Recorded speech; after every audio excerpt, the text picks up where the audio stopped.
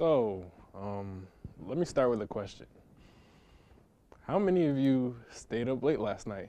Like, really late? Maybe finishing some homework or watching Netflix or scrolling on TikTok or just even laying down in bed using your phone even though you knew you should probably go to sleep, but you didn't. Yeah, that happens a lot. Probably more than people want to admit. College students are kind of known for not sleeping very much. I mean, between classes, jobs, social life, assignments, procrastinating assignments, there's always something going on.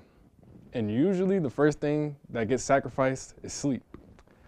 So, as someone who works with college students and teaches students pretty much every semester, I hear people talk about being tired like all the time.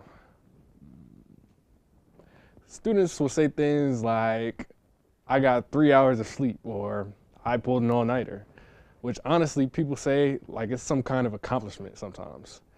So I started looking more into what lack of sleep actually does to people. So today I'm going to talk about three things.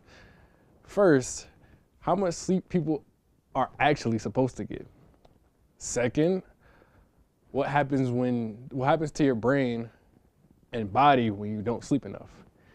And third, some simple ways students might be able to improve their sleep habits, or at least try to.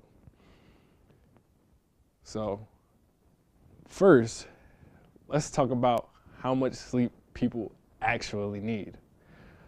A lot of people believe they function perfectly fine on 5 hours of sleep or 6 hours. And people say things like, I'm used to it. But research actually shows that's not really true. According to the Center for Disease Control, adults should get around 7 to 9 hours of sleep every night, which honestly probably sounds unrealistic to a lot of people. The National Sleep Foundation reports that about 60% of college students say they rarely get enough sleep during the week, which is kind of a lot when you think about it. And the issue is that when people get used to being tired, they think they've adjusted, but they haven't really adjusted. They're just tired all the time. So now that we understand how much sleep people are supposed to get, let's talk about what actually happens to people when they don't get enough sleep. So, sleep deprivation affects the brain in several ways. According to sleep researcher Matthew Walker, who wrote the book Why We Sleep, sleep helps your brain move information from short-term memory into long-term memory storage.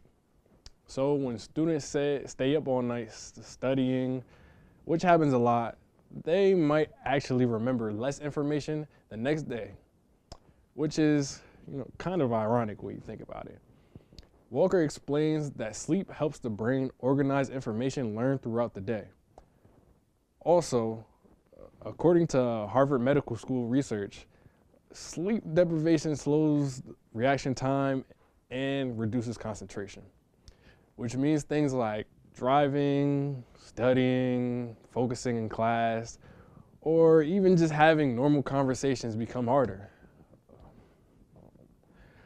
And most people also notice they get more irritable when they're tired. When people are exhausted, everything suddenly becomes more annoying. Small problems feel like really big problems. So sleep deprivation doesn't just make people feel tired. It has all sorts of effects. Basically, everything else too. So now that we know some of the effects of not getting enough sleep, the next question becomes, what can students actually do about it? There are a few strategies researchers recommended for improving sleep. One suggestion is keeping a consistent sleep schedule, which means going to bed and waking up around the same time each day, even on the weekends, which honestly, most college students probably don't do. Another suggestion is limiting screen time before going to sleep.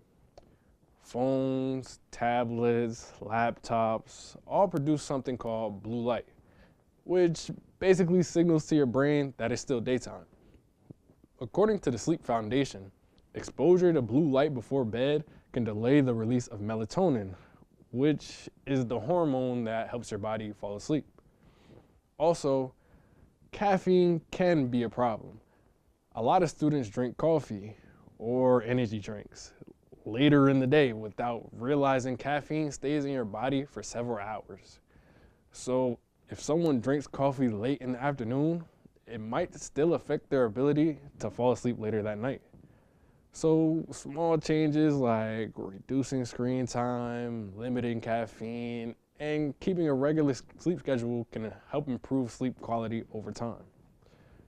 So today we talked about 3 main points. First, how much sleep people actually need.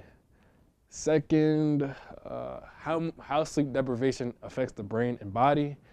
And third, some ways students can improve their sleep habits. For college students especially, sleep often feels like something that can always wait until later. But sleep plays an important role in memory, concentration, mood, and overall health. So the next time you're deciding whether to stay up for one more episode, one more scroll, or one more assignment at 2 in the morning, it might actually be better for you just to go to sleep. Because sometimes the most productive thing you can do tomorrow is getting more sleep tonight.